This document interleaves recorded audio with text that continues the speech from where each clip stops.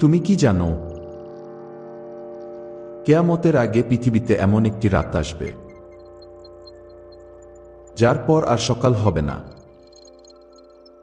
কিন্তু সেই রাতে ঠিক কি ঘটবে?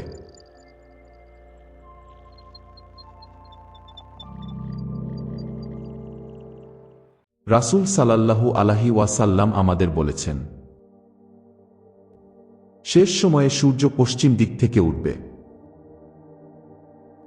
ভাবো তো, তার আগের রাতটা কেমন হবে? মানুষ ঘুমাবে স্বাভাবিকভাবে, কিন্তু আসমানে ফেরেশতারা জানবে এটাই শেষ শান্ত রাত।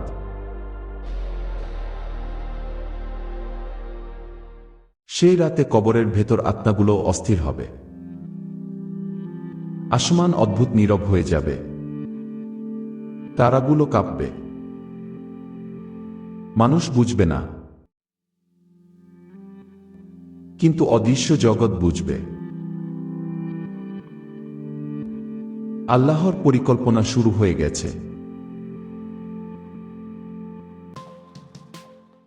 কেউ তখনও গুনাহে ব্যস্ত থাকবে, কেউ হাসবে,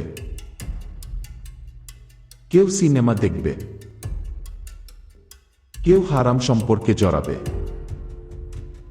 তারা জানবে না এটাই তাদের শেষ রাত। ফজরের সময় মানুষ অপেক্ষা করবে সূর্যের জন্য, কিন্তু আলো আসবে না পূর্ব দিক থেকে। হঠাৎ করে পশ্চিম আকাশ লাল হয়ে উঠবে। মানুষ বুঝবে দরজা বন্ধ।